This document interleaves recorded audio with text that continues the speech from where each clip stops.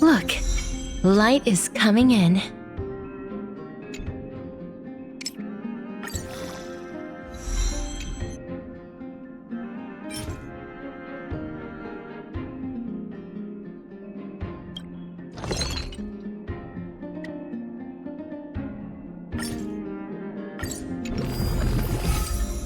Look, light is coming in.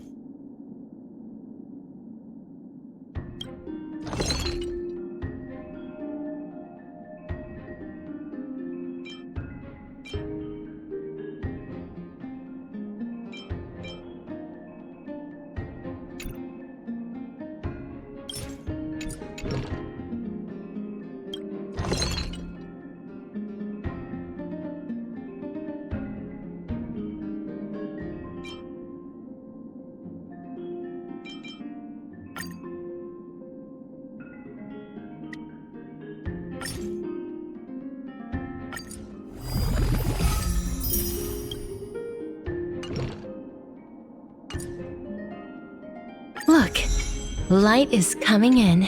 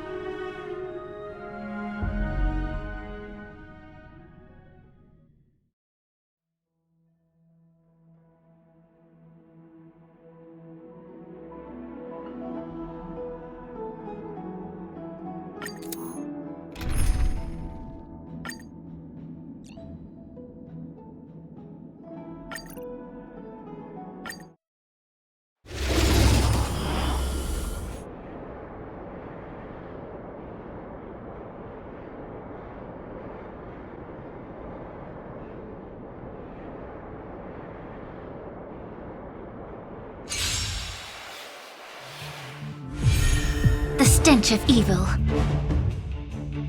Time to cleanse the filth. Everything in this world is bleeding. All will be swept away by the wind. Existence is unity. The fight is set.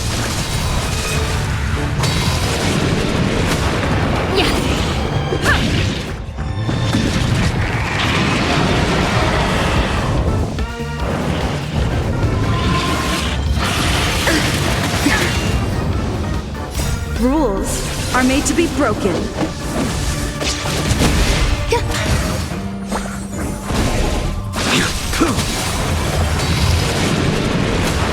Be of your body and mind.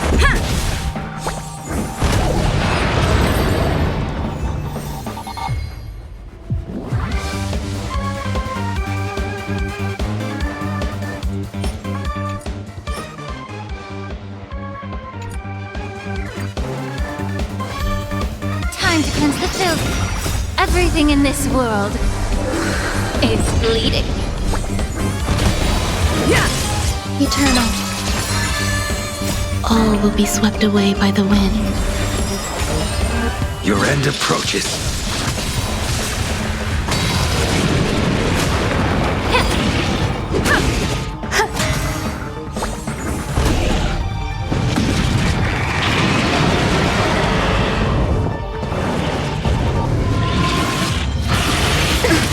Just a scratch.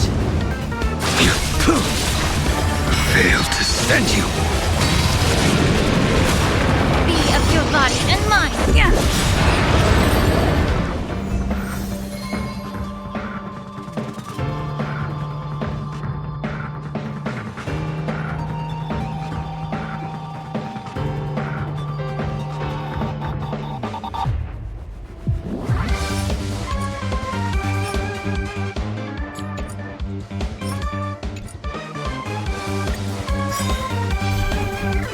Rules are made to be broken. Time to cleanse the filth. Everything in this world is bleeding.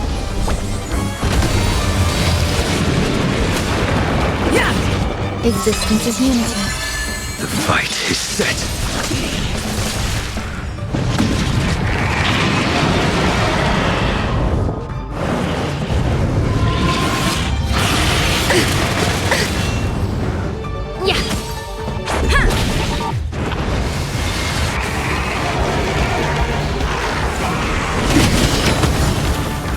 Failed to send you. All will be swept away by the wind.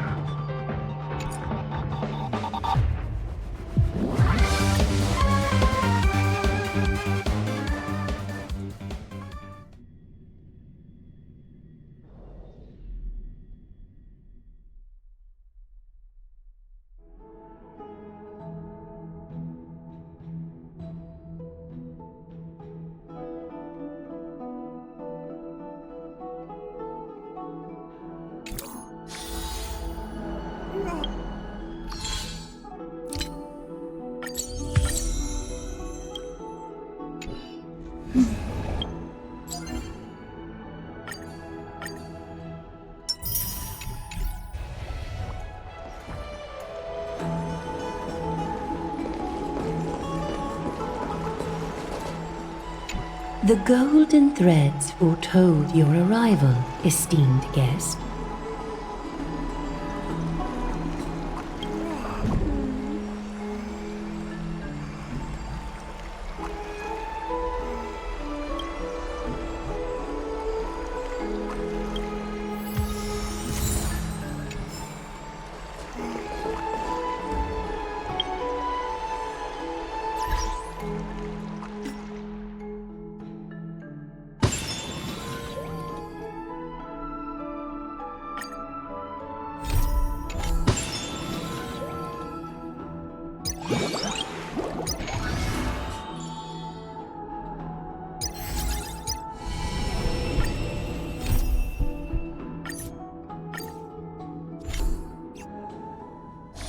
take a rest. It's time for tea and cakes.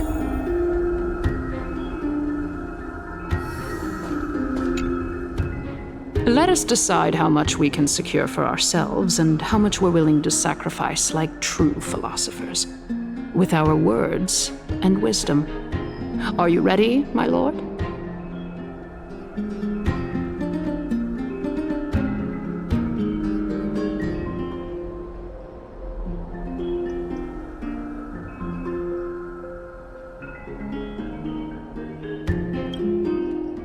Continuing from the earlier topic, let us discuss our common enemy, Aglaya.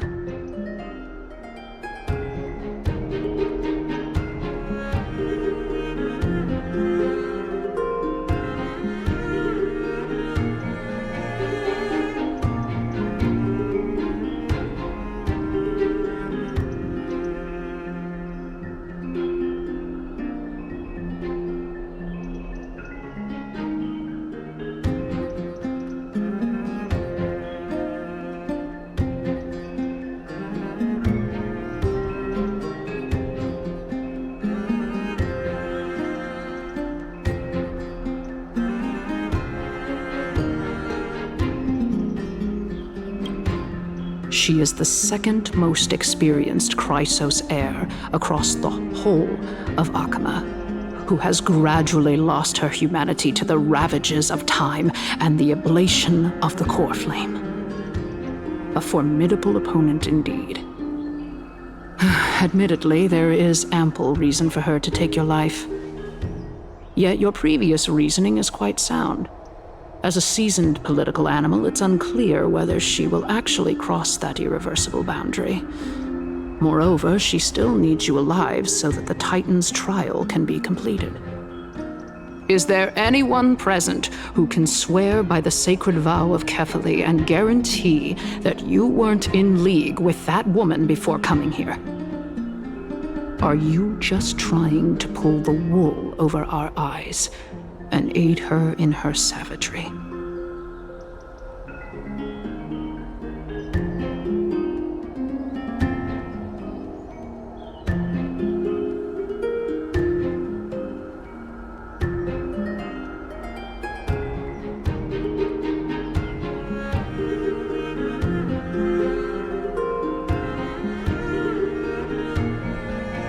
I believe you're aware of Castorus the Executioner.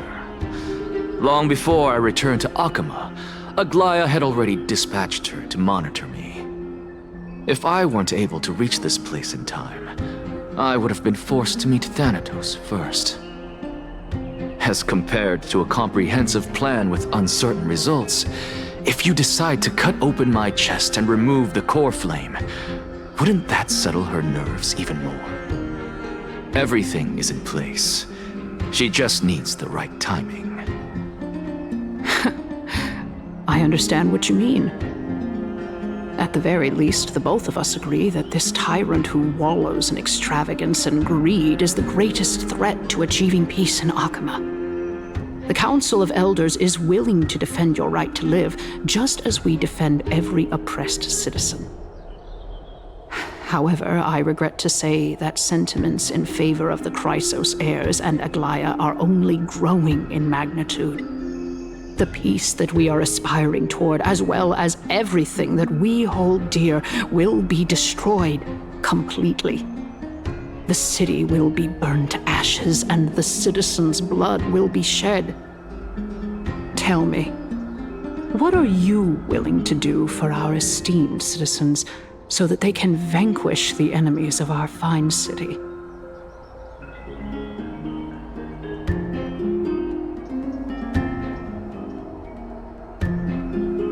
Aglaya's authoritarianism, conceit, and arrogance have granted her unfettered control for the most part. Yet these traits are also her greatest weakness. If I can render her helpless by forcing her to experience the agonizing pain of betrayal, I am certain she will never recover from such a setback. Surely you don't believe that such a tiny betrayal will be enough to push her to her wit's end. What's more, there are many who remain silent, merely watching to see how much chaos I can unleash. Not to mention, you know full well that the Chrysos heirs have never been a united front. In the name of Kefali, Akama thanks you for your sincere and valuable thoughts. At this stage, it's clear that you and I understand the benefits to be won from this discussion. Let me put it plainly. The Council of Elders has always been renowned for its fairness, and that fairness is built on a foundation of sincerity. The Council of Elders has vowed to all citizens of Akaba that it will always remain loyal to them. As for you, my lord, how will you guarantee that you will be able to live up to such earnestness and will not betray Akama's indomitable citizens when the opportunity presents itself? Just as you now betray Aglaya when it suits you.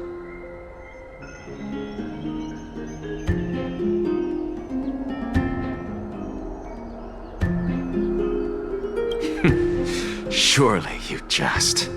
My loyalty does not need to be proven. The fact that the Council of Elders is asking for proof of my loyalty is itself akin to a form of betrayal. I am incredibly honored to have witnessed the both of you bury the hatchet in a civilized manner. However, I am afraid that I must interrupt for a brief moment. As the Theoros, I have observed the following. Lady Aglaya, the Goldweaver, is currently on her way to Dawncloud. Oh. Well, I do believe that we might have a slight overabundance of guests today. Feeling dissatisfied, Lady Kindness?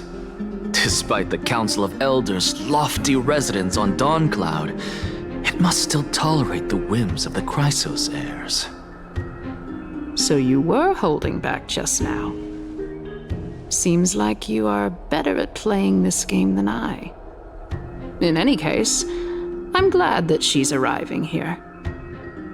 So tell me, Anaxagoras, now that you're an ally of mine, if Aglaya were to demand that I hand you over, what should I do? You can do as she says. Tell her that the Council of Elders merely wished to chat with me and had no intention of offending her. However, by doing so, the authority of the Council of Elders will be as thin as papyrus that has been soaked in blood. Not only can it be destroyed at the slightest touch, but the Council will also lose possession of a valuable core flame. No, more like 2 core flames. After all, at the next Citizens' Assembly, that young lady who is synonymous with death will also be standing on our side. Oh? How can you be sure of that? Is that of importance to you? All you need to know is that I have a plan. In my opinion, you should be more worried about the impending threat. If Aglaya can seize me in full view of the masses today, she could also dismiss the entire Council of Elders in one fell swoop tomorrow. If that happens, the discussion that we've just had will turn into an utter joke instead. Is this the outcome that you wish to see, Lady Kindness? Fine. I will handle this matter appropriately. But you do best to remember this. Fool the people and karma will be on your tail. I'll overlook it this time, but don't count on there being a next time. Unless, of course, you crave cruel punishment and consider suffering the perfect state to ponder the true nature of souls.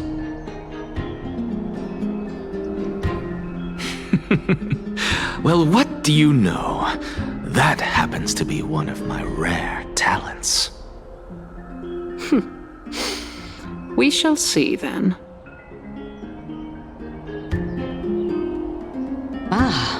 I've got to say that you've managed to really impress me again. But shouldn't you be going after more? Dying to know what I'm after, I mean, I'm the reason Titan after all. It is in me to ask and seek answers. Easy there. You'll learn the answer soon enough. I didn't bring it up with her purely because she doesn't have the means to give me what I truly want. It's as they say, onlookers see most clearly. The true masters of Dawncloud have always been the Theoros, who watches over everything.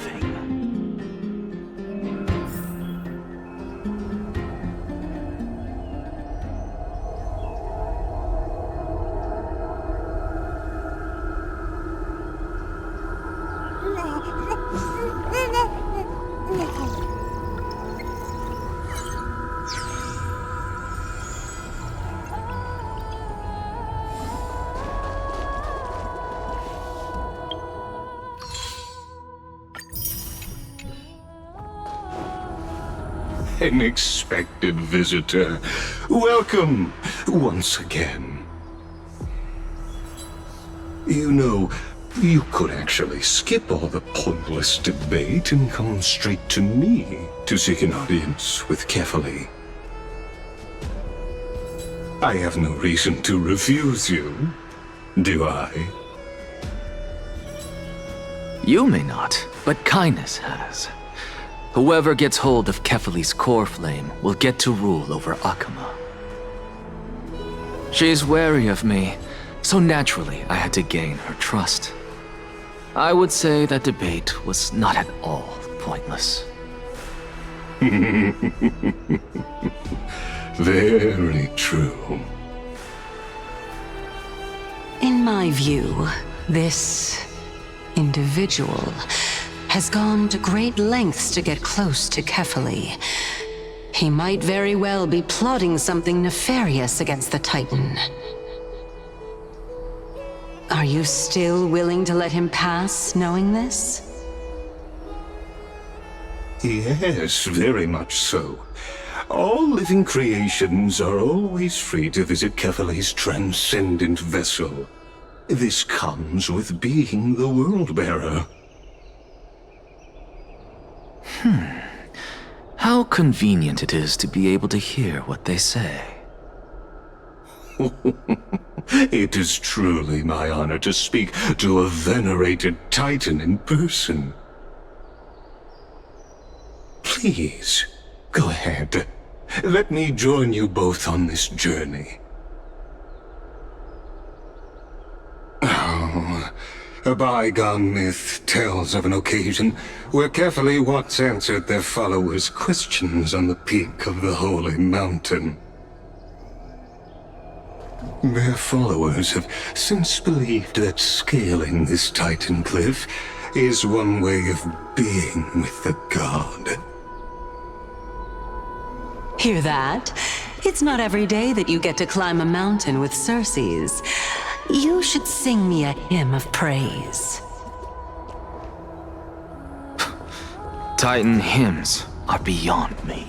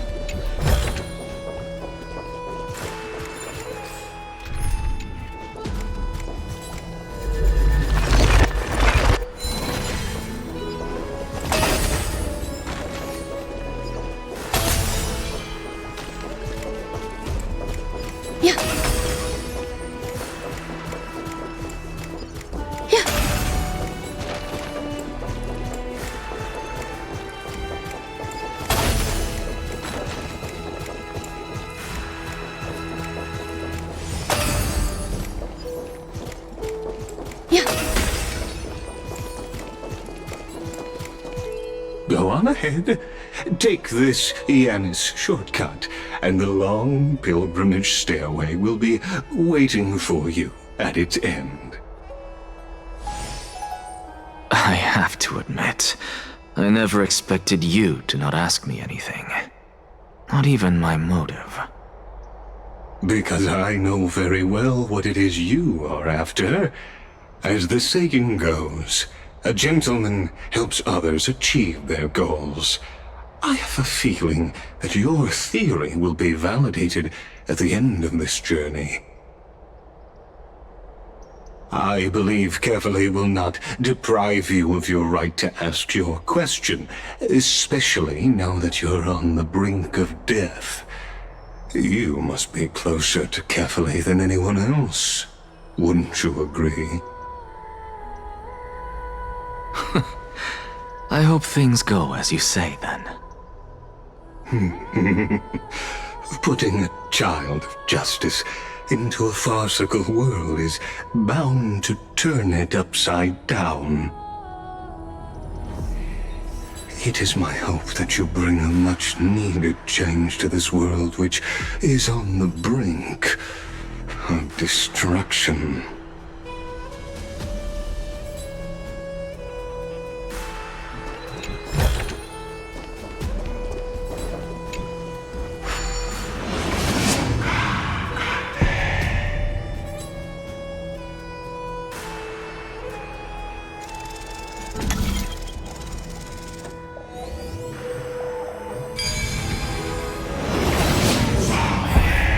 Honestly, this is my first time going up to Dawn Cloud's peak. What a splendid view.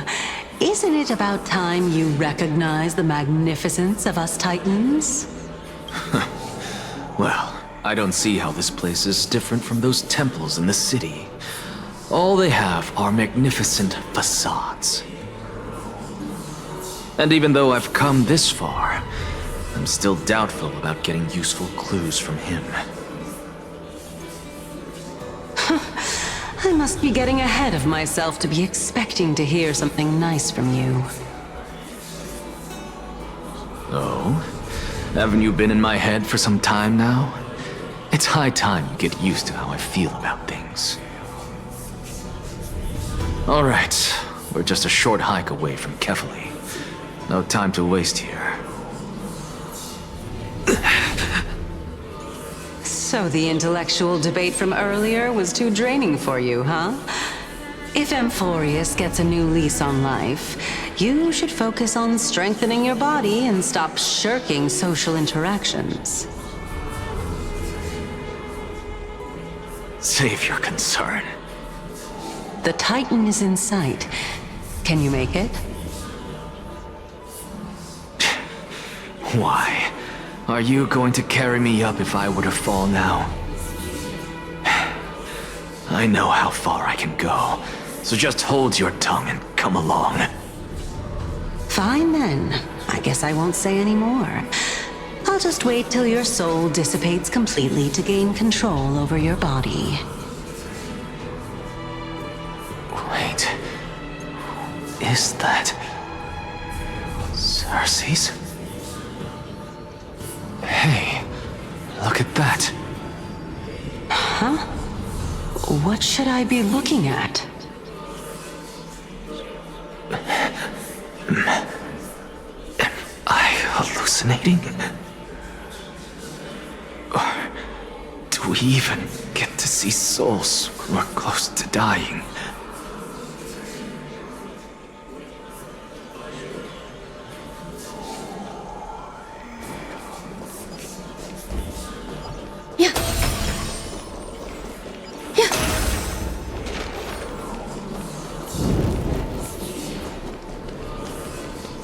Oh? Why didn't you bring your favorite spear with you on this trip, Nias? Nias. I know I've heard this name somewhere. It's unfortunate. The Black Tide destroyed every last inch of my calyx. How could that be? Even a creation of Georios, from their prized ores and molten fire couldn't escape the fate of destruction? Hey, Sarces. Do you know a certain Nias?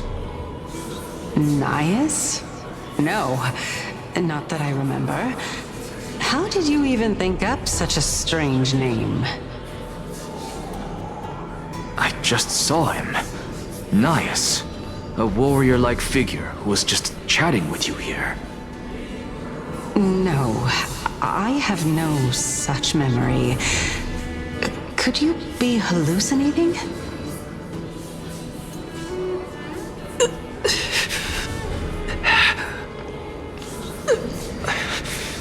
This is a departed spirit?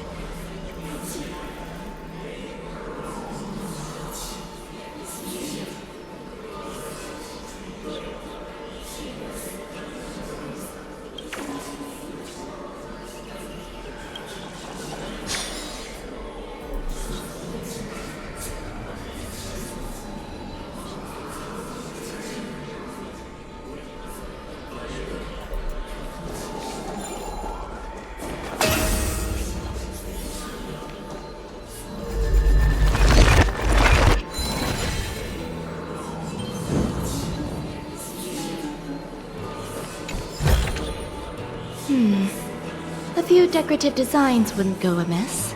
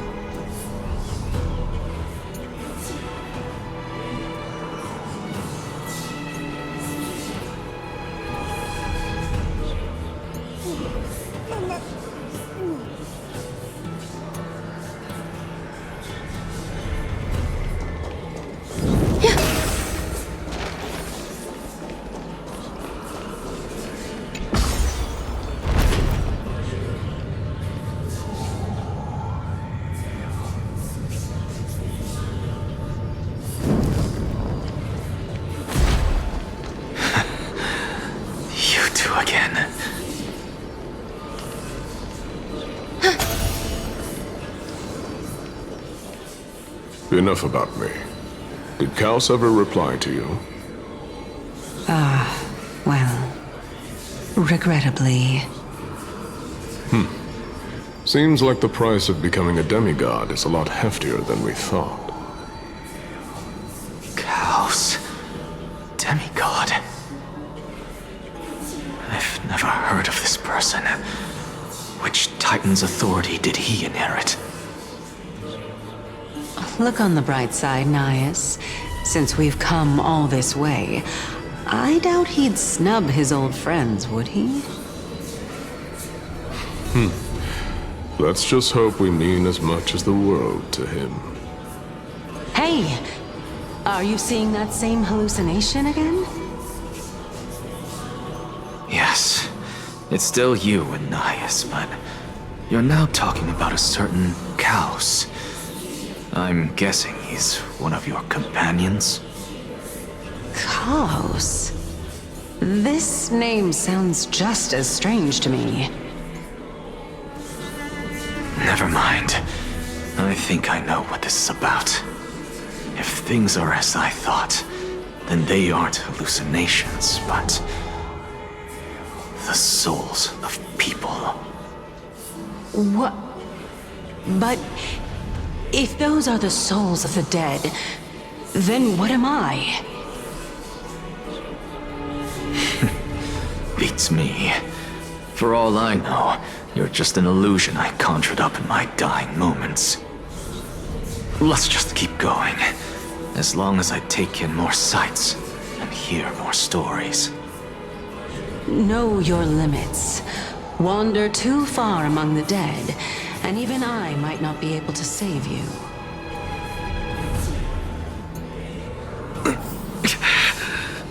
I'm fine.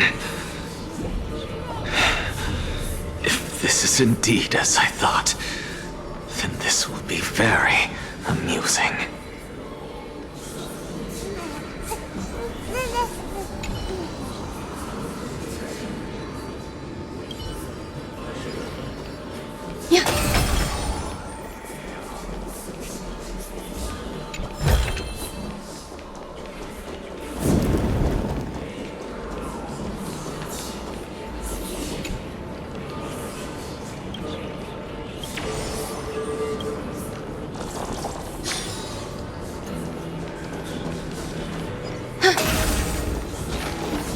So...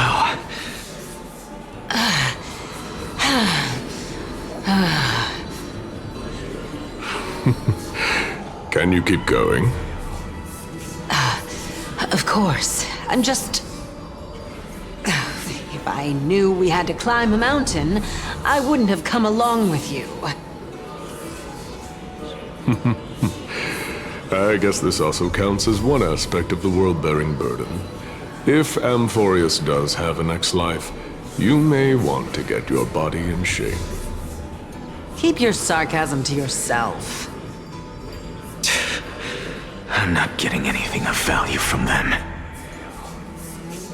I would sooner throw myself off this cliff and hit rock bottom than exercise even a little. I am Calypso of the eminent Seven Sages, after all. Training would make me no different from those Helcalithist barbarians. Calypso. She's one of the Seven Sages. A member of the Grove? No, she can't be. I would know her name if she really were one of the Seven Sages. Hey, Circes. Does the name Calypso ring a bell? Circes? Dagon? Doesn't matter. I can do this myself. Looks like I'm nearly there now. The land of the dead.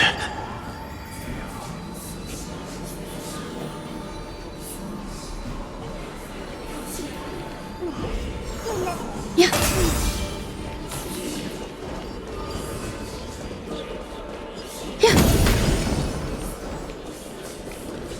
Oh, beautiful old world.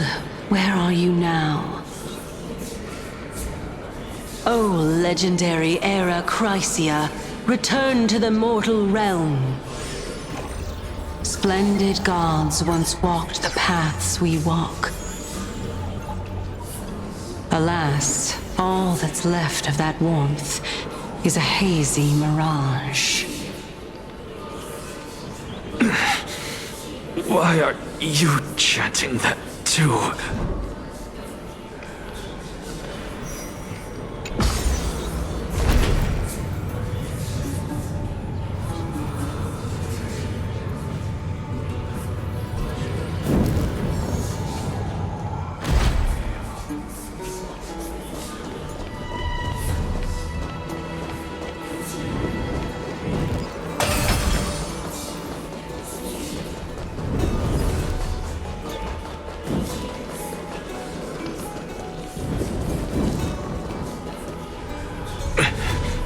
We're here, finally. So, I don't get to ask the Titan my question, but all of you make for a pleasant surprise, nonetheless. Very well then, let me uncover the truth for myself.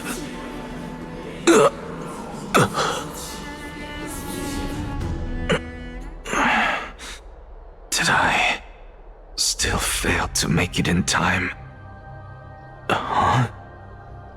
So, I'm back here again. This is... I can hear it.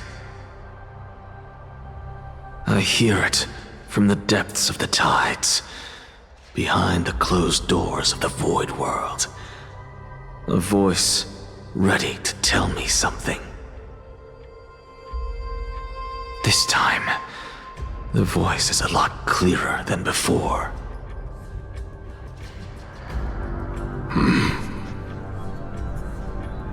Since we've come this far, let's just wait.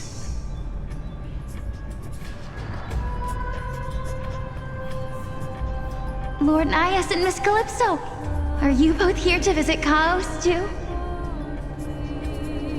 Yes, and we've been waiting for quite some time now. Regrettably, he hasn't answered us. The worst-case scenario is that he's already been overwhelmed and crushed by the world-bearing burden. You're overthinking, Lord Nias. I can still sense Chaos' soul in the area.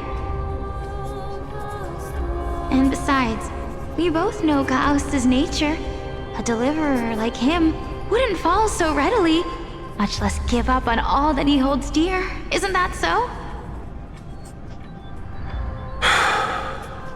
Yes, I have faith in him. That reminds me, why are you making this trip alone, Polixia? Oh, my sister needs more time to make sure the flowers are fine.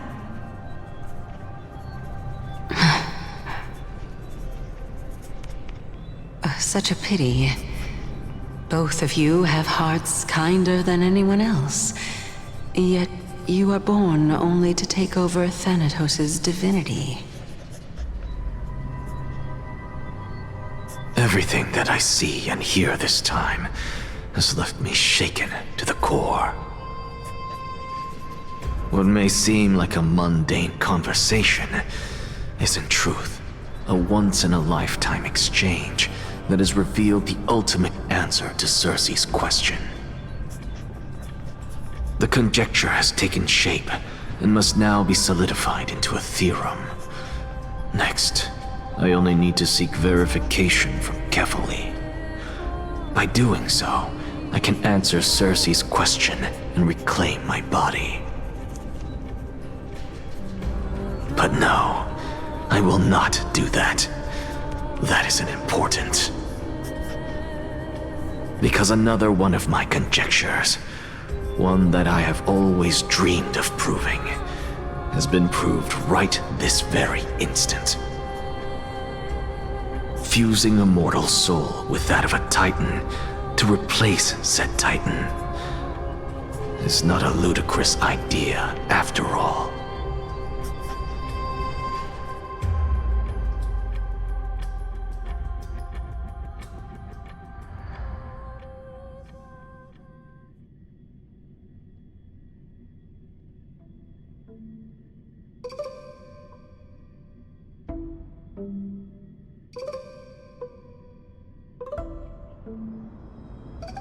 What are you thinking about?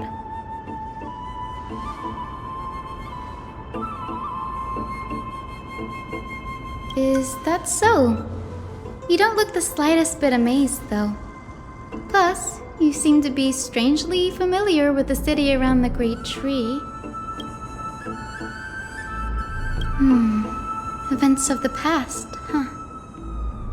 I was also a child when I looked up at Circe's. Their leaves and branches reflected the sparkling stars, and their trunk was like a pillar that supported the sky and ground. I stood at this very spot back then, imagining the day when I could climb to the top of this tree, because I would be the closest I can be to the sky at that spot.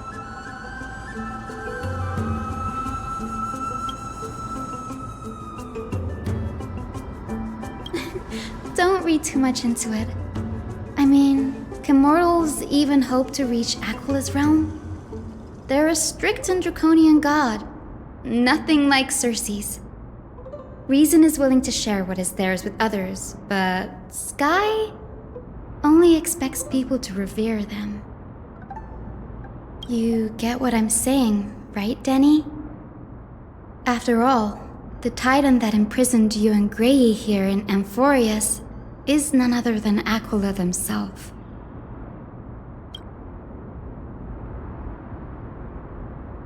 But there will always be people who dream of soaring towards the sky. The Grove has a wealth of research on Aquila, and that is exactly what we are here for. It's just, I never thought Grey would meet with something like that before we set off. As a physician, I should have been there by his side.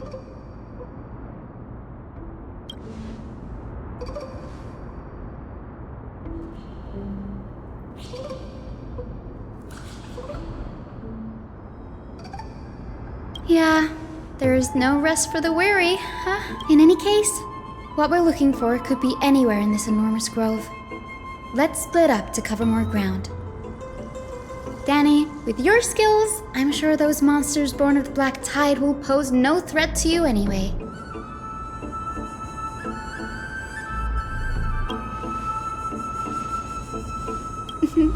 Have you forgotten that you're talking to the chief physician of the Twilight Courtyard?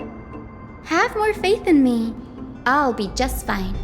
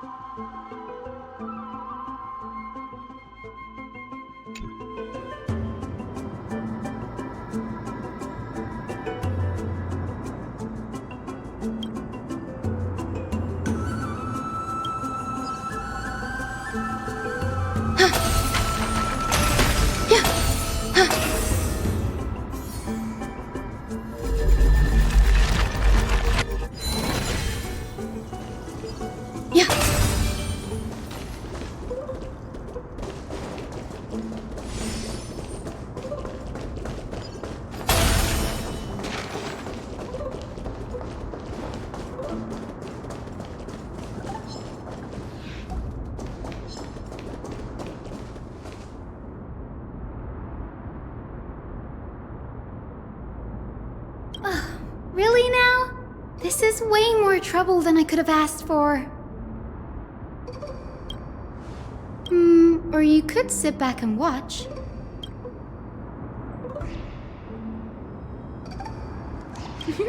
I'm kidding, Danny.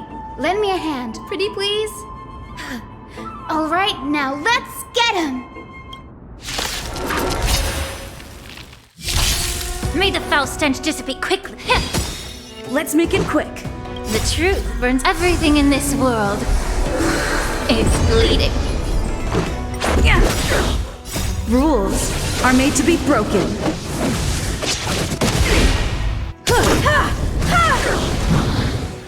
Humanity never conceals its desire to control the heavens, and I'm no exception. Eternal. Get it together, be of your body and mind.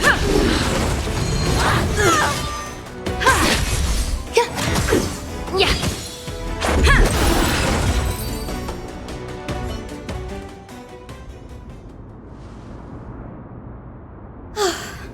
The Black Tide is remarkably quick to detect the light of Amphorius. So or rather, the blessings of the Sky Priest in me, might have unknowingly called them to me.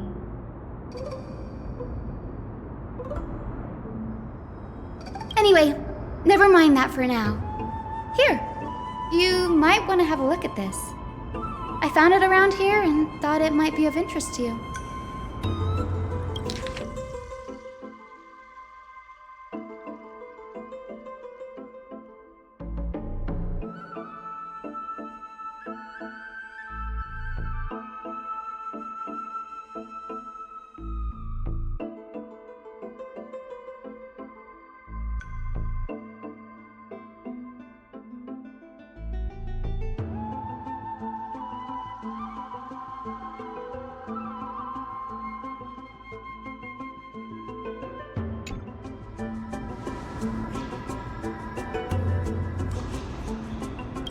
This is new. I didn't know Professor Anaxa was researching the sky. He's never mentioned anything about it. Might is an understatement. Anaxa has never been one to venerate the gods, nor has he ever found it within himself to put any faith in the prophecy. People have come to think of him as a heretic, even in a place as liberal as the Grove.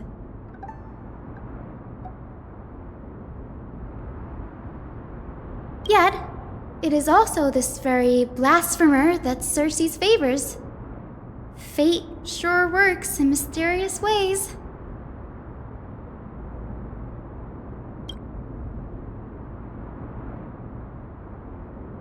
Oh, let me have a look.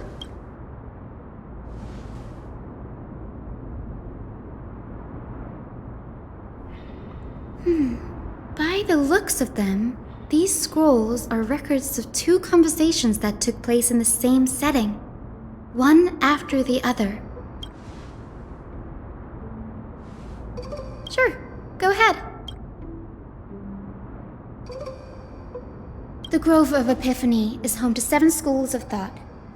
While all 7 schools are founded on the ideologies of Thalesis, the first scholar, each is unique in its own way. Among them, the Venerationists revere and worship the Titans the most. As the sage of the Venerationists, Euthyphro has always been at loggerheads with Anaxa. If we were to place the 7 sages on the scales of Talanton, Anaxa and Euthyphro would be placed on opposite sides to achieve balance.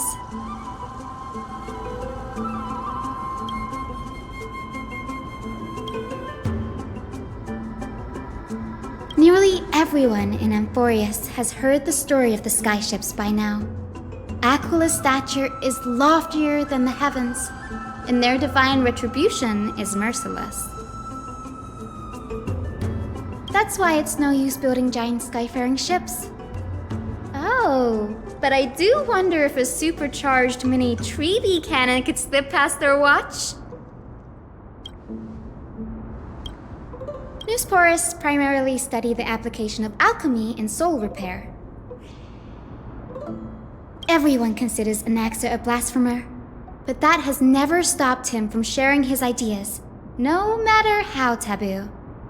If you must say that he's hiding something, then it's likely what lies beneath his eye patch. Anaxa often says that every failure brings us one step closer to the truth. Perhaps, to him, the crash of the skyship carries a different interpretation. The firmament is not impenetrable. On the contrary, it was precisely because the skyship represented the first step toward breaking free from the shackles of the Earth that it provoked the wrath of the Sky Titan and brought divine punishment upon itself.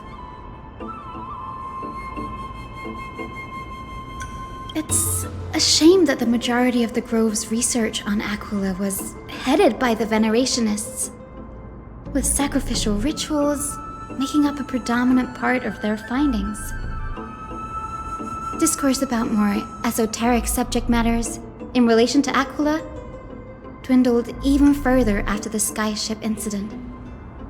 So much so that even this scroll is completely new to me.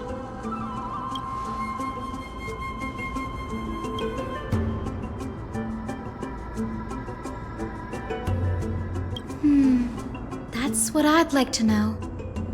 What are these experiments he's involved in? Even I, the assistant lecturer, know next to nothing about them. I have a bad feeling about this. Could there be more to what happened at the Grove?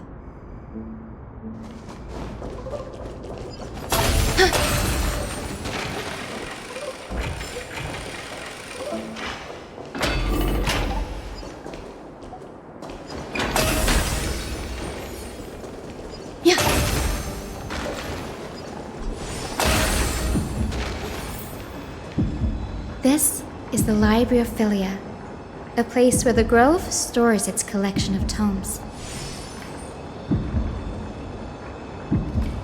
Other than books written by the 7 schools, you can also find philosophical texts, ballads, and religious writings from the Outlands here. Cities that desire to learn from the Grove were apparently expected to contribute knowledge of equal value to what they sought.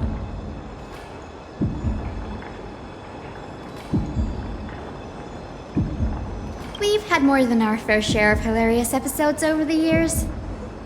For instance, it's said that the Erythrocheramists once borrowed a manuscript from a certain author, but ended up returning a copy instead of the original. What's more, the original manuscript was supposedly then hidden here.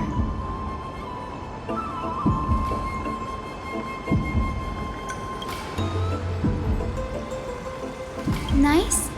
No need to hold yourself back, Danny. You can just tell it like it is. Their behavior was no different from bandits. Whew, you've got me there.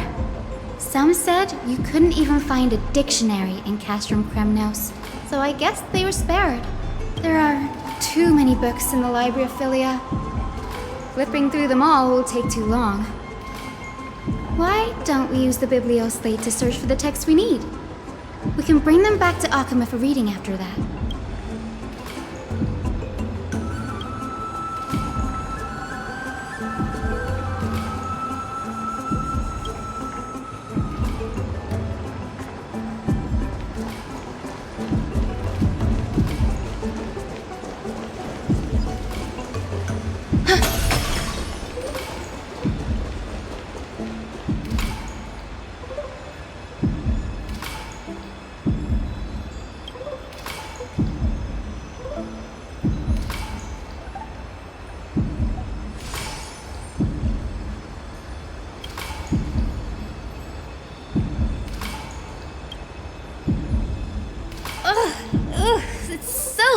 In here. Whoa. Are these all complaints about him? I can already see what they must have written. Anaxa has no respect for the gods. His very existence undermines order in our society. They're probably all things like that. Why else would they call him the Great Performer? When Anaxer established his school of thought, the first thing he apparently did was read his own work to everyone.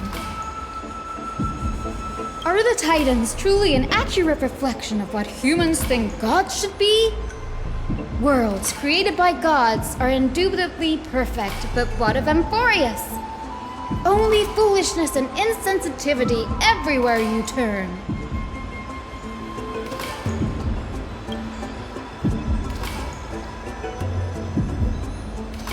They marched him straight to the seat of judgment before he could finish.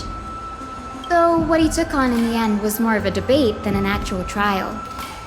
He had to address every one of the scholar's allegations, or face expulsion from the grove. The first allegation was... Do you agree that since the Titans created the heavens and earth, so the mountains, rivers, and seas must likewise be their creations?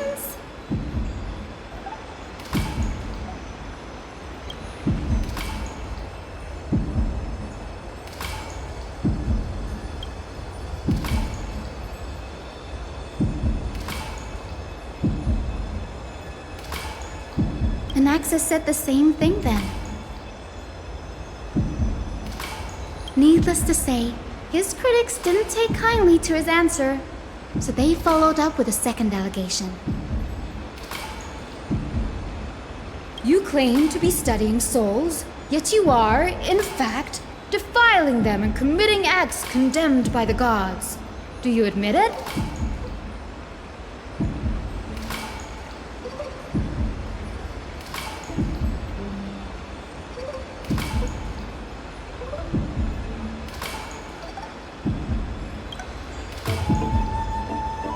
Anaxa always wears an eye patch, never removing it, even when alone. Some say he used one of his eyes as an alchemical ingredient. Every being in the world owes their safekeeping to Kifili, and this is even more so for the Chrysos heirs who have divine blood coursing through them. If he has really done something of that nature, then it'd indeed be sacrilegious. Thankfully, they had no way to prove it, so it amounted to nothing more than an allegation in the end. One by one, Anaxa engaged in wars of words against those who would challenge him. Toward the end, a scholar asked him, Anaxagoras, have you any respect for the gods?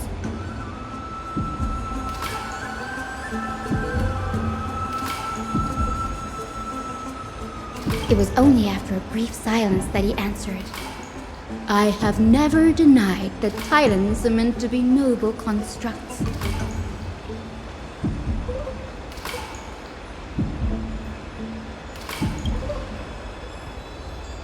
Yes, I'm not sure how that controversy was eventually resolved, but what's for certain at least is that Anaxa was allowed to stay in the grove where he continued his research, despite being regarded as a heretic. By the way, this stack of complaint letters has reminded me of a place in the grove. We may find clues there that aren't on the teleslate. I'm talking about Anaxa's alchemy lab, hidden between the cornerstones.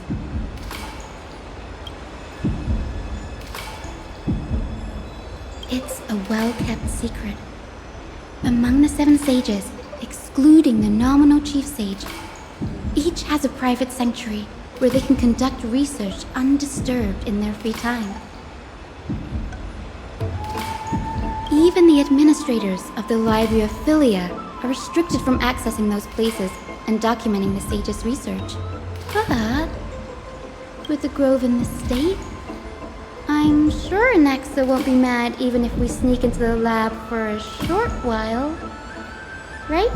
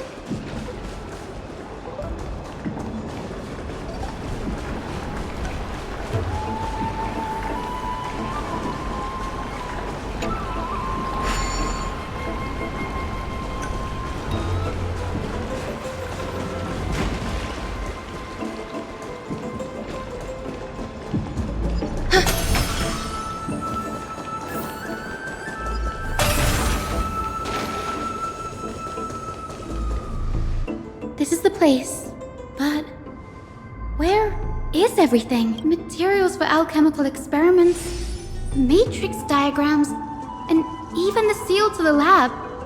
They're all gone. Did the black tide destroy it all?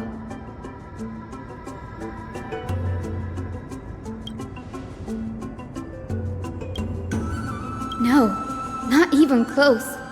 Not only are alchemy experiments high-risk activities, but Professor Anaxa also has a penchant for using bizarre materials. Students often saw him walk in looking right as rain, but come out covered in soot with his hair singed. Naturally, no one dared to come near this place. Huh?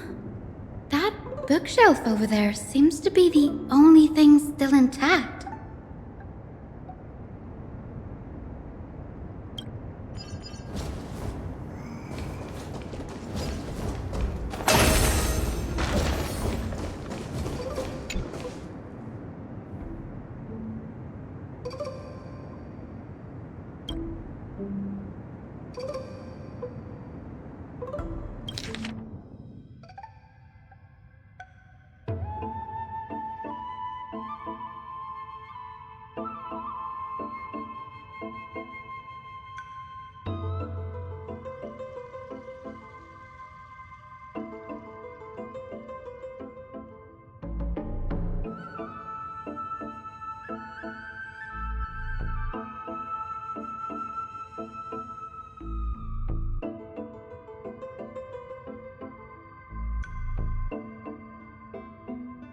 What's going on? Anaxa is conducting research on our friends in Alchema and me?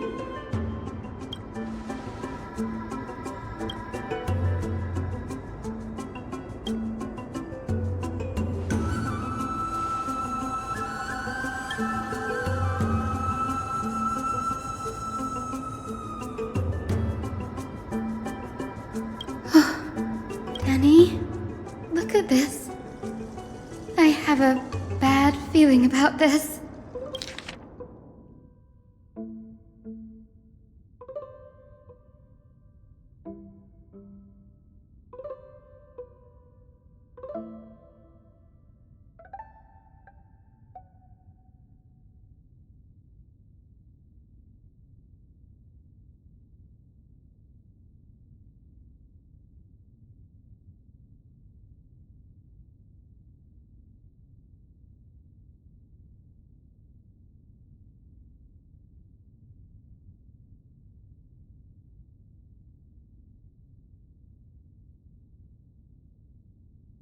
My biggest fear.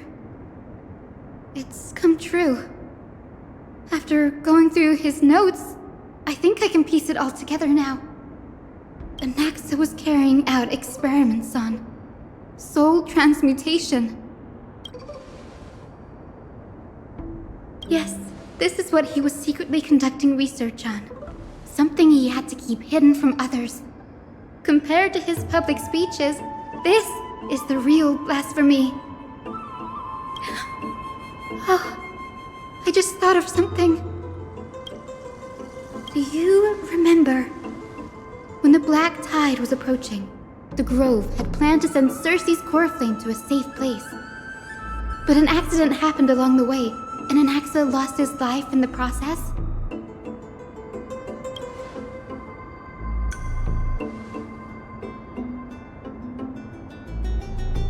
That's right. But what if Professor Anaxa's fusion with the core flame of reason wasn't an accident?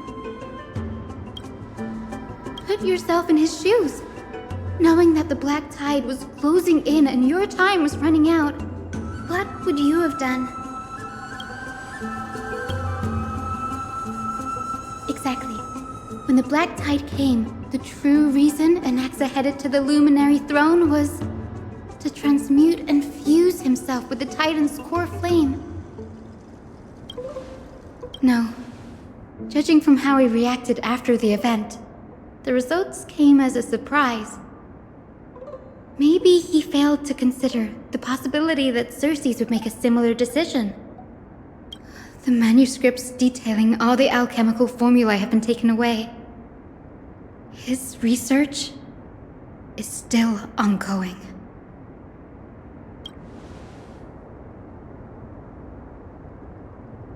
Like, what? There's only one Titan left in the world now. No. No way.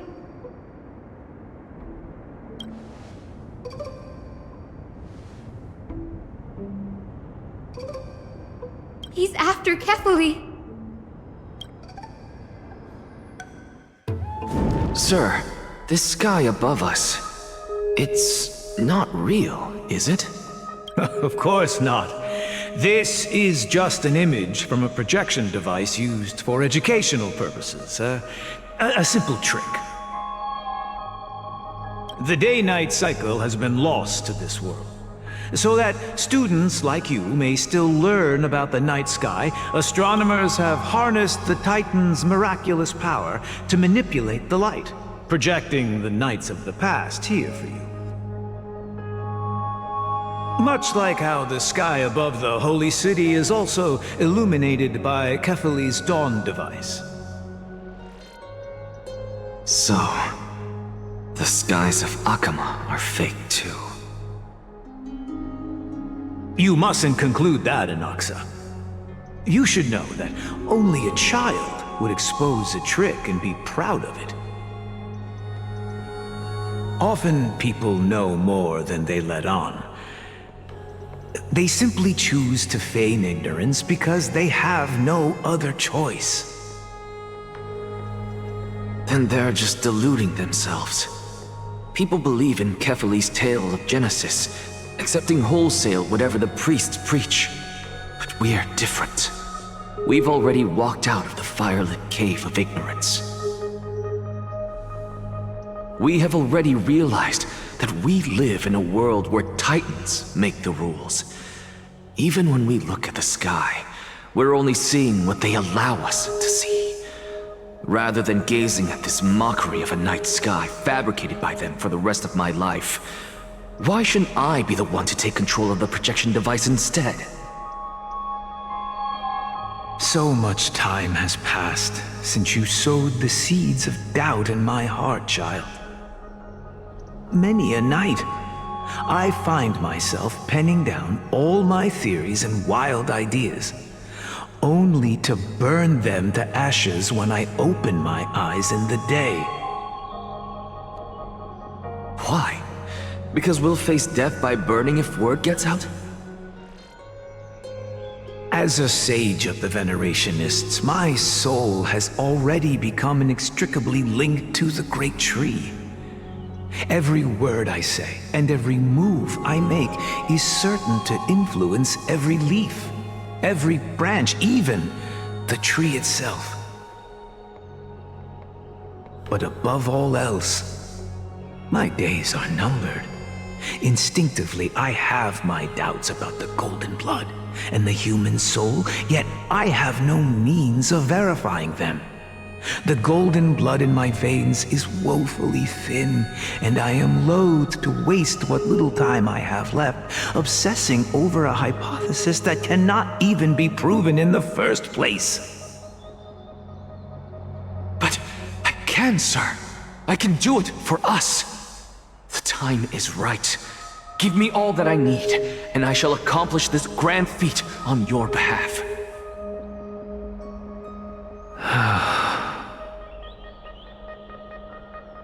You're right. I shall do just that. In the next meeting of the sages, I will spare no efforts fighting for the rights you deserve. Go. Establish your own school of thought. Find out what we are. Become the one who conquers the ultimate truths of the world. Child of humanity. You didn't go to such lengths for an audience with Kefali.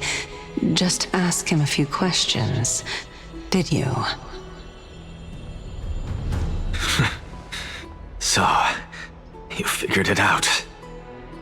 If I were as foolish as Adromus, perhaps I'd throw myself down and prostrate before their greatness, begging for the gods' prophetic wisdom. Well, sorry to disappoint, but I'm no Dromus. Alas, I am a human, standing tall on 2 feet, possessing both intellect and pride. Before such power, does it make any difference whether you're a human or a Dromus? I'm sure you're familiar with the story of the Styxians.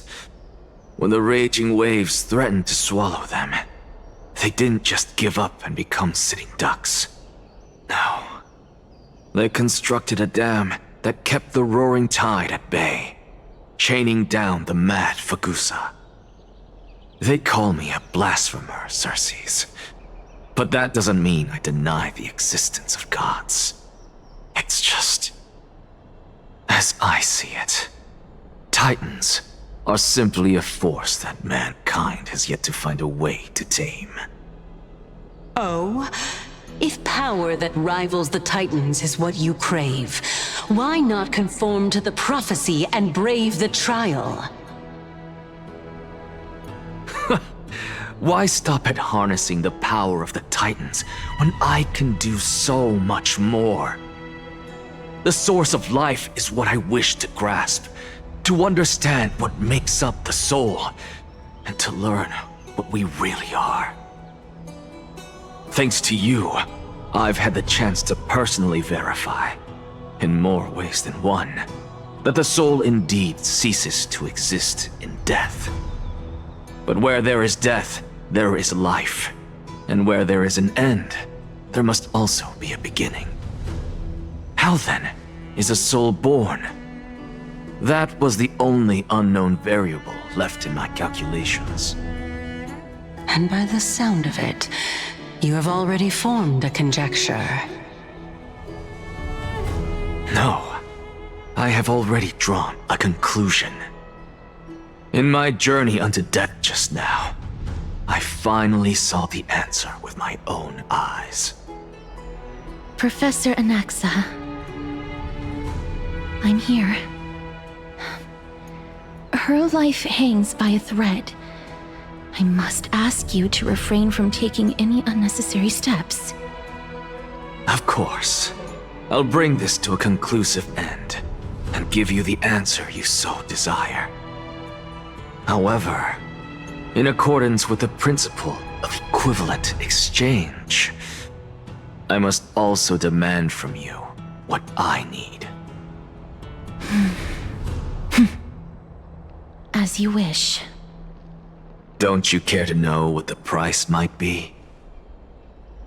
It's a matter of uncovering the truth about the Death Titan and her survival. this may be the only time I can ever save someone's life. There is no need for me to think twice. I see. In that case, let the show begin. Indulge me. Am I correct to say that you intend to prove Thanatos' whereabouts and prove the nature of our existence now? Before I begin, I must confess I had been stuck in a cognitive trap all this time. As unrelated as these two propositions may seem at first glance, they are in fact logical equivalents. They are merely two different ways of telling us about what the soul is at its core. The reason I say this is, as I've mentioned earlier, the answer was hidden in my journey unto death. Anaxa, you were in the Netherrealm? Yes, I am but a living dead man now, but that's not important. What truly matters is, I overheard a conversation between heroes. That's not all. Remember how I said you were a part of that conversation too, Circes? And I've told you that I have no recollection of such an event. That was likely just an illusion conjured up by the mind of a dying man. Of course you would remember. Because that wasn't you. That was Calypso, one of the 7 sages of the Grove. Calypso? Huh? Oh, that's the name I made up on a whim when speaking to this girl. How do you know of it? And surely you jest. Don't you think I, of all people, would know if that were the name of one of the 7 sages under the shade of my tree? Don't you claim to know the Grove's past like the back of your hand? It seems you've lost even the memories seared into your soul. Use your head, Circes. Since all of this took place in the realm of the dead, it stands to reason their likenesses are of souls from the past. The living cannot step foot into that world, so who could they be? Think about Calypso. Why does she share your likeness, yet you have no idea who she is? The answer is evident, is it not? Those fallen heroes are the mortal incarnations of the Titans before their ascensions to godhood. The gods aren't master creators born out of thin air, and they are no different from humans, because they all evolved from one.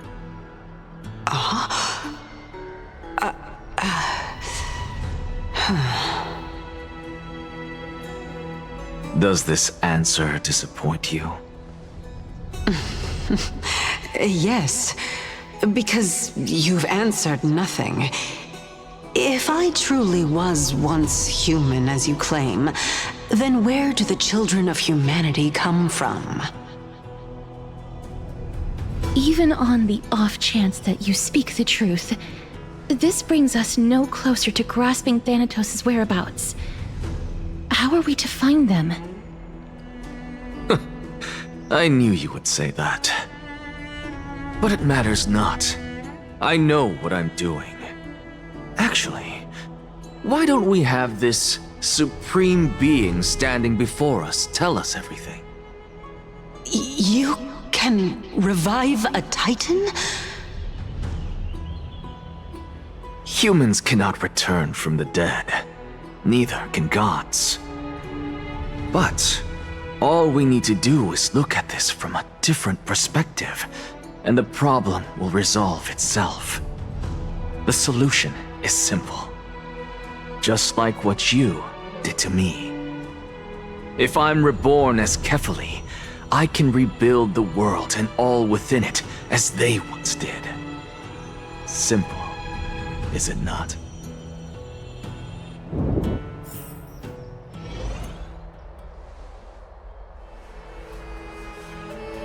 I have news from Hyacinth and Dan Heng. Anaxa might be trying to do something with Kefali's divine body. Kefali? But what could Anaxa want? Is the Council of Elders going to sit around and let such a sacrilegious act unfold? That is not possible. He is indeed the great performer, capable of fooling anyone and everyone with his tricks. I'm sorry. No need for guilt, for this is good news to us. The Council of Elders has found themselves a traitorous ally. Anaxa's ambitious desires will be something we can exploit. What we should be doing now is to keep our eyes peeled for whichever trickery Kindness is up to, and react accordingly to thwart her plans. Being Akima's political center, the Demigod Council holds just as much significance as the Vortex of Genesis. Someday, after my duty is over, this site will take the place of the battlefield where you hunt gods, become the next challenge you ought to overcome. Till then, it's best to get used to this place as soon as possible.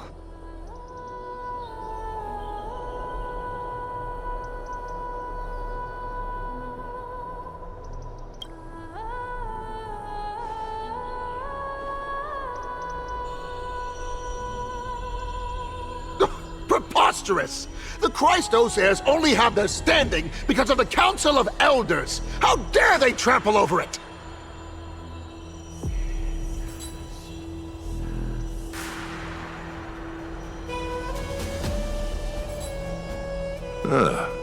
It's been a while. That's fine. I recognize you. The young lord has nothing but good words about your courage. It has indeed been some time, Lord Krateros. What brings you here in such haste? Shh! Keep it down. Be more vigilant. See those duplicitous dogs over there? They do the dirty work for Kindness. I've already ordered my people to hold them back, but we should still lay low. Unless you're itching for a bloody fight to get a workout in. My bad. So, did something happen? Did you hear thunderclaps last night?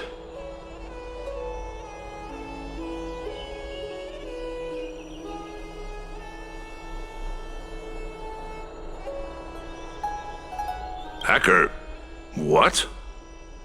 She's been through a lot lately. Please pardon her. Can you tell us more about these thunderclaps? Thunderclaps are beacon signals of strife. They are a message from the young lord.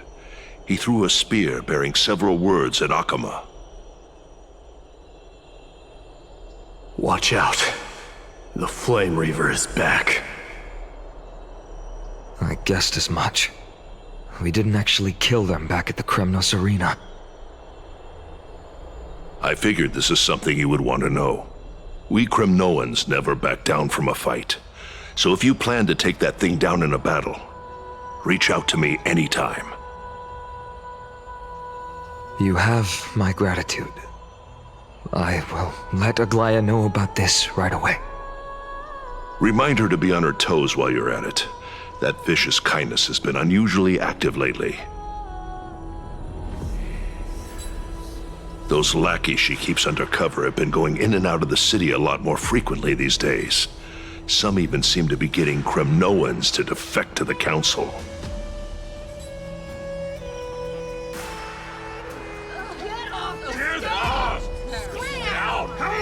That's her. Looks like you can see it for yourself. We should get back. Thank you for the intel, Lord Krateros.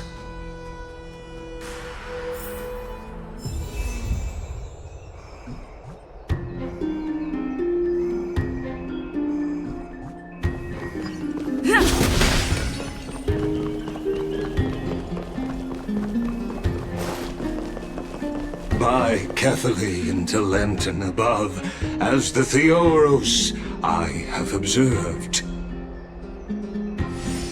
Virtuous citizens of Akama, fine Navides, Elysiae, and the Outlander are heading toward us.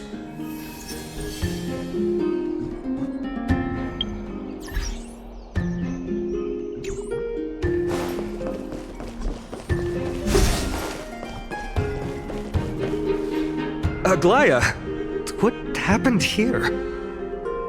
I know about the poisonous fangs of that king snake through the golden threads. In the past, I would be confident about keeping her in check, but I admit I am now unable to do so.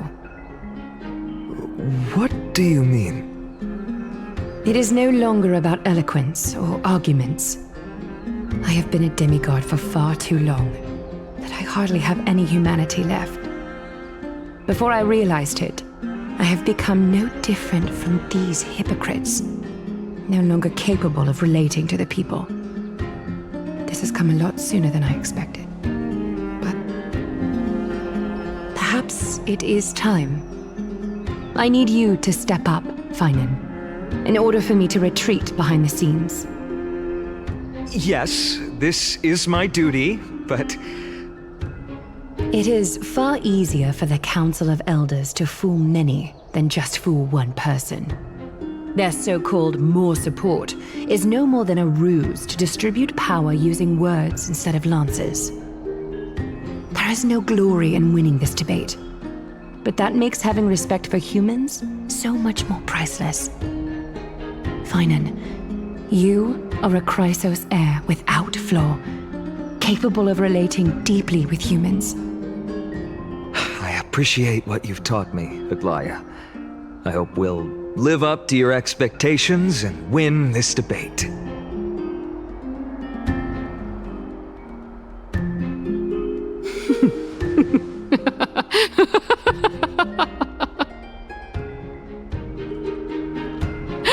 Oh, you've done well, Lord Calictus. Let me take over and personally close this debate for today.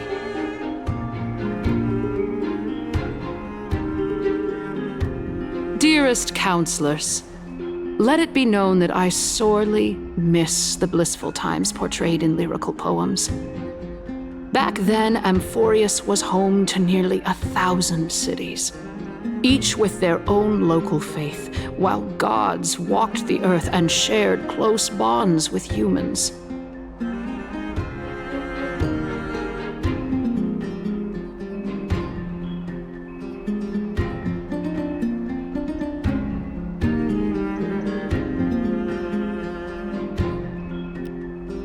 Yet, in the present, people from all over are forced to leave their homeland to seek refuge in the holy city, where they hope to rest under Kefali's protection. All of us have long been in the same boat, with no way out of this plight.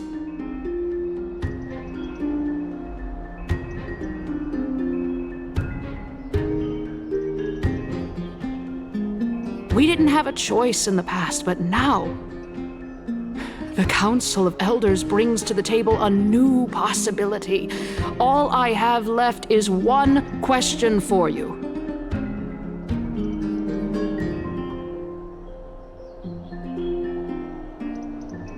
Would you rather strive toward the unheard of Era Nova, or return to the prosperous Era Chrysia of our past?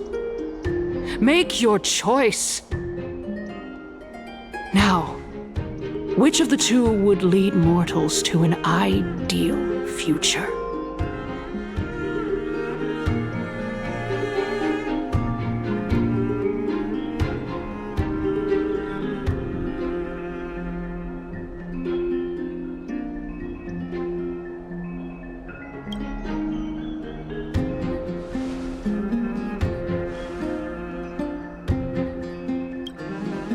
We all know that Era Chrysia is a thing of the past, Lady Kindness.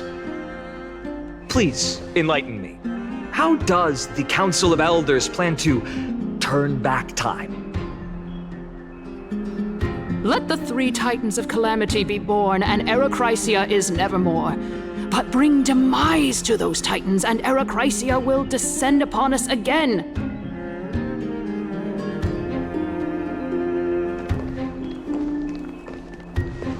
Know that the Council of Elders is never one to make empty promises. Look at who we have on our side. Anaxagoras, one of the Grove's 7 sages, and Castorus, Idonia's goddess of death. With the help of these 2 heroes, I can promise all of you that Erechrysia will exist once more. Aren't they Chrysos heirs? They're supporting the Council of Elders instead? It's clear from the start that these heroes do not get along well in their group. All the more proof that Aglaia is unfit to speak on behalf of every Chrysos heir. I am in favor of Erechrysia.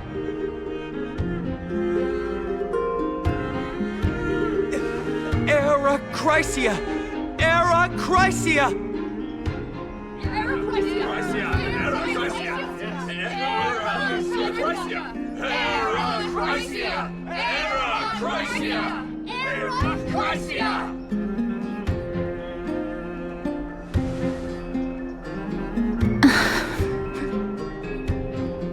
Castorus? Why are you standing over there? You finally arrived, Naxa. So have you, Kaz. Don't worry, Aglaia. Well, I know that you have many queries. Could you continue to converse like how the citizens normally do? Tell me, dear citizens, if we successfully retrieve and return Thanatos' core flame without anyone passing the Death Titan's trial, what would happen next? The answer is simple. We will have a chance to rid the world of death and bring Amphorius back to an era when all beings live forever. We'll usher in a new future that will be entirely different from the Flame Chase journey. He's one of the 7 sages. 7 sages? That's impossible. I really don't believe this. Your proposal is much too idealistic. As long as the Black Tide still exists, how can we go back to the old days? Remember what I previously said? Kephale's core flame is guarded by the secret power of the Council of Elders. Plus, Fagusa's water curtain will be able to block out any external perceptions. Tell me, dear citizens, have any of you ever seen even a glimpse of the threat that this person is talking about anywhere within the walls of this majestic holy city?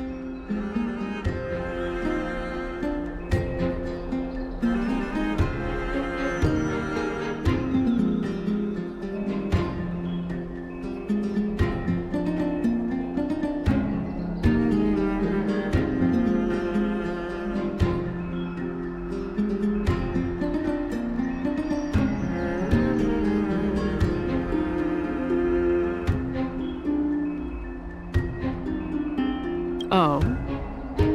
Could it be that you heard that from the Flame Reaver themselves? Citizens, let's loudly sing the blessed hymn. Oh, beautiful old world, where are you now? Oh, legendary Erechrysia, return to the mortal realm. After the destruction of the 3 Titans of Calamity, the Flame Chase journey will have to end. Erechrysia! Yes! Yes! It has to end! It has to end! It has to end! It has to end! This is bad. The masses are now totally riled up. Anaxa, pray tell, Everything that you've mentioned hinges on the premise that we can find Thanatos' existence, right? Thank you, Lady Aglaya, for still caring about this city. However, dear citizens, we are truly fortunate and blessed. For Castorus, Idonia's goddess of death, will surely find Thanatos under my guidance.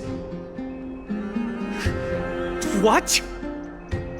With that, I solemnly promise that the core flame Lady Castorus brings back will be personally managed by the Council of Elders. Thereafter, if we are able to garner the support of all of you at the Citizens' Assembly, we shall spare no effort in ensuring that the Arachrysia will return to our world once again.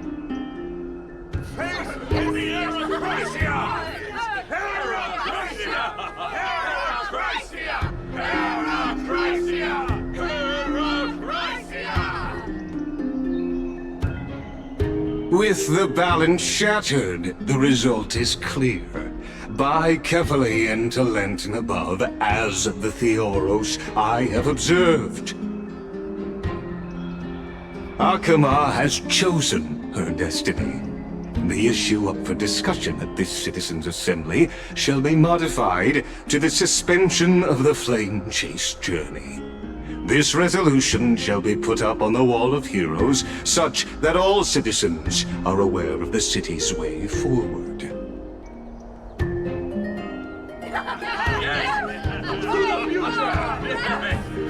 Yes, fantastic. Yes. Aglaya, dear Aglaya, what has caused your heart to soften? You also don't seem to be as quick-witted as before. Wag your tongue as much as you like. Since the Flame Chase journey has been preordained by the prophecy, our failure has never been on the cards.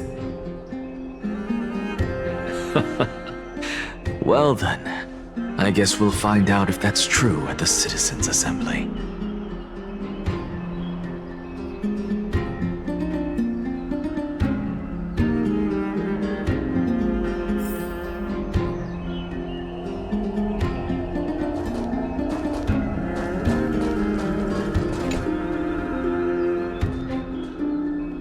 Well, it seems that when I sent you to look for Anaxa, I unintentionally facilitated your partnership with him instead. My apologies, everyone. I know that you have many questions to ask me. I will answer them to the best of my knowledge. In that case, please tell us as much as you can.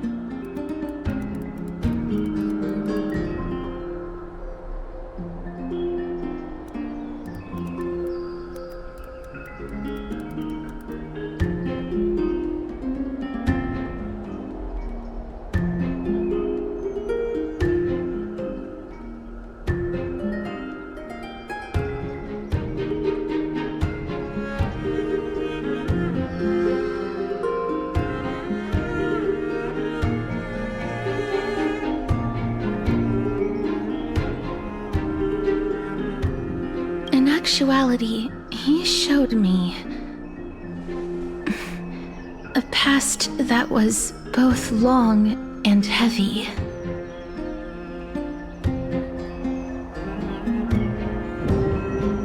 The reason I say this is as I've mentioned earlier. The answer was hidden in my journey unto death. Anaxa, you were in the Netherrealm? Yes, I am but a living dead man now, but that's not important. What truly matters is, I overheard a conversation between heroes.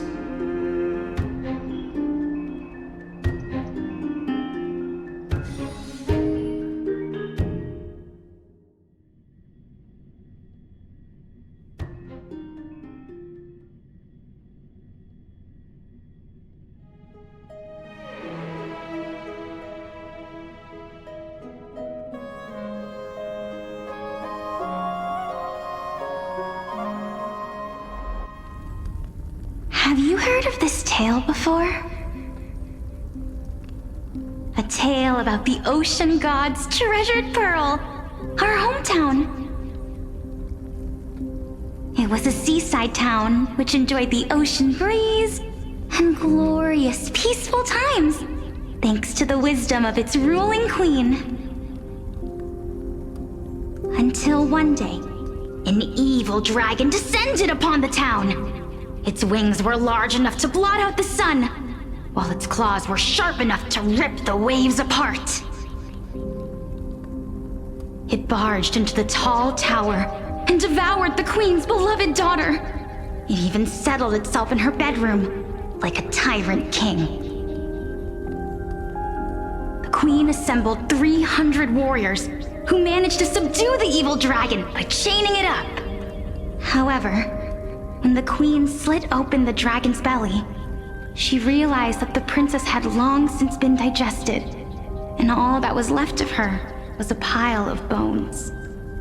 Devastated, the queen wept for several days. It was then that a devious, smooth-talking scholar arrived at the palace and suggested that the princess could be revived through the use of dragon bone and dragon blood.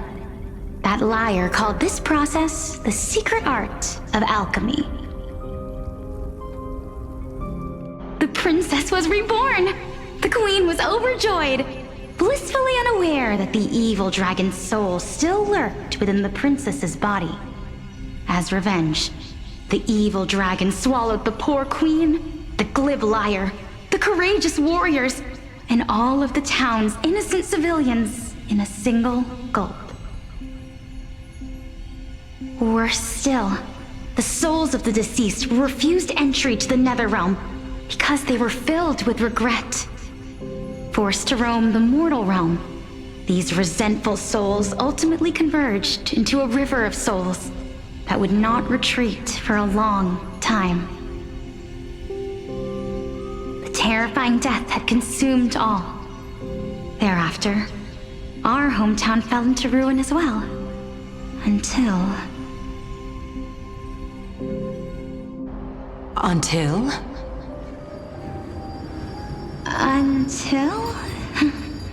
Actually, I don't know what happened next either. Oh, my... It seems that you still like to whet people's appetites even after all this time, Pelixia. So, according to your story, this is how I used to look? It's practically a mirror image. And yet, what exactly is this? A miracle that I created with alchemy. As for what it is and how I was able to accomplish it, I'll keep the answers to myself for now. Oh, my goodness. Is this cliffhanger really necessary?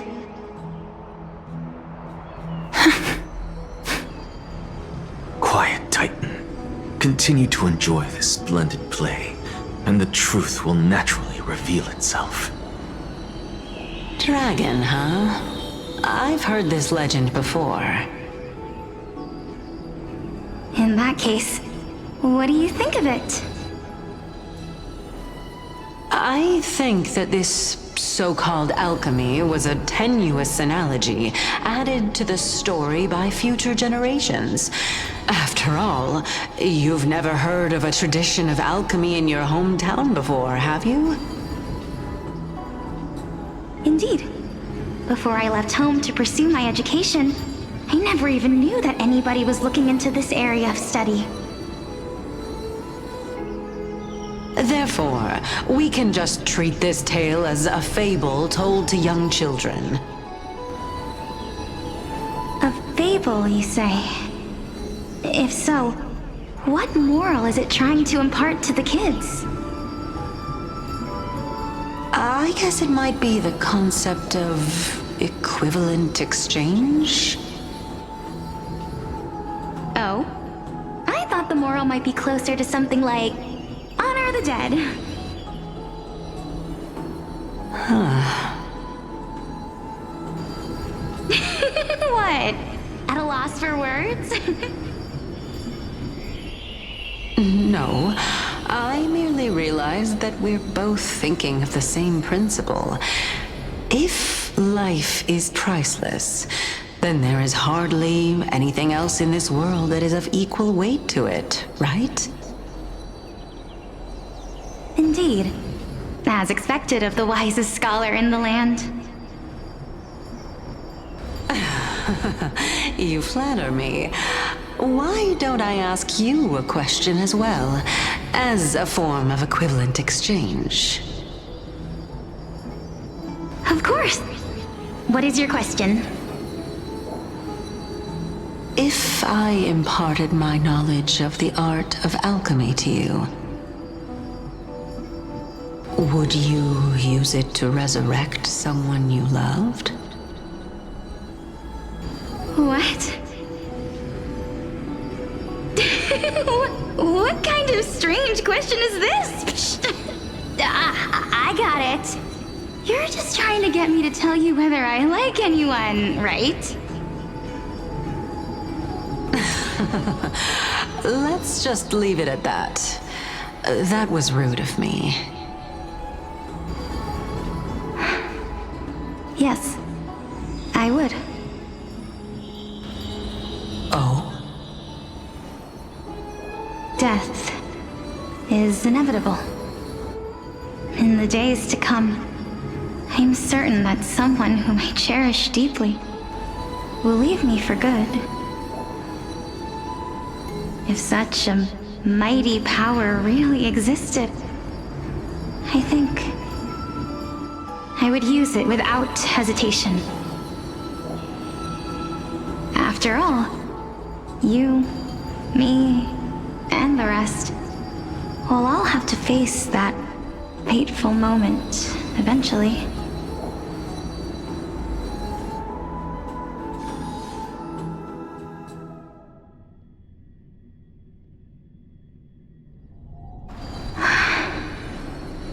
My time is finally here. However, perhaps because of my firm belief in the immeasurable value of life,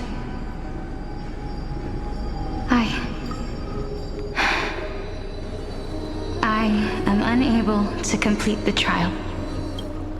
You shall wither, and through that, the dead will sprout again from the remains and be reborn with the dead flame. It is a pity that fate is such a cruel mistress. Is there no other way of interpreting those words? I'm afraid that the meaning is clear. Between my sister and me, one must pay the price. Our trial can only be completed when the one chosen sacrifices her life.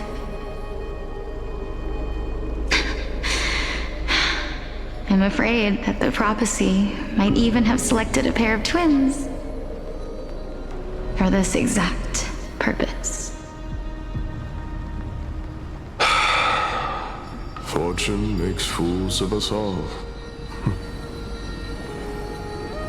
My sister is prepared to sacrifice herself. And yet, I can't do the same. How absurd. My time is almost up, but I'm still afraid to welcome death. What should we do? If I'm ultimately not able to make up my mind... Since Chaos is willing to guide all of us and leave this trial to the end, there is still plenty of time for you to ponder. That's right. Don't allow the fog of an uncertain future to cloud your mind. Trial, prophecy, the topics that they're discussing seem familiar. But these three people must not have left their names in the epics. Otherwise, I would have some recollection of this. Amphorius is history before the Titans were born. was complete chaos. Is that not strange by itself? I have long held 3 hypotheses about this. However, let's continue watching for now. Calypso, Polixia, and this warrior. I seem to have met him somewhere before. Regarding this matter, Nias, are you confident that you'll complete your trial? Of course. Though, I am worried about what will happen once I've emerged victorious.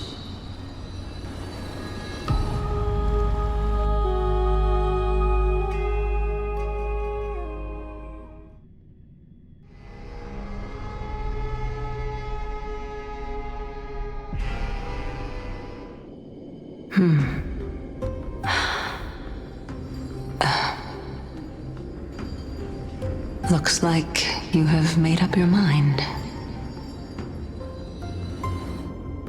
Yes, this is the safest course of action. Completely separating courage, honor, tenacity, sacrifice, and reason. You really know how to make things difficult.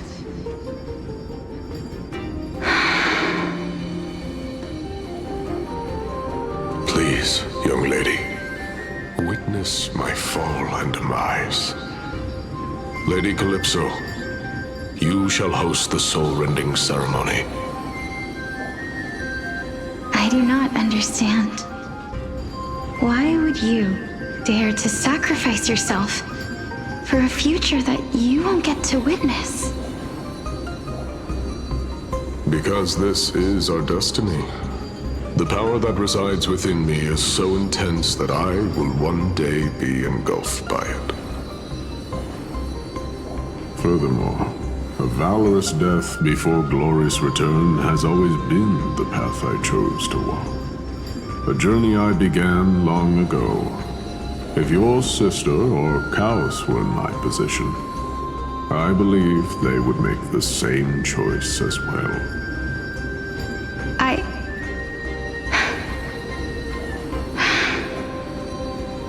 I'm not that brave.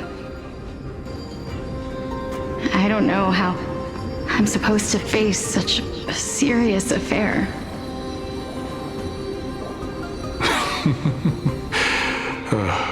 Despite being Death's chosen one, it seems you still don't know how to face it. Let's chat, young lady. Perhaps I shouldn't end my journey so hastily. Since there's still time, I'm not worried about letting fate wait a little longer. Of course. This warrior is Lord Nias. As the embodiment of Nikador's divinity, he entrusted his life to us and allowed humankind to end his madness. That means that what I'm currently seeing before my eyes is, in fact... Looks like one hypothesis of mine has already been proven true. These heroes are the true forms of the Titans, before they attain their divinity.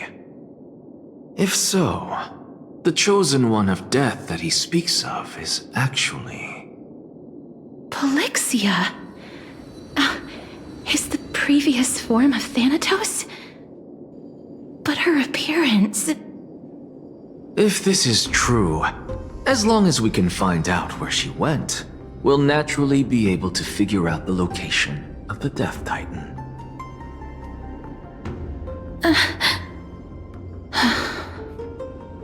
But before that, we first need to witness what ultimately happened to Lord Nias.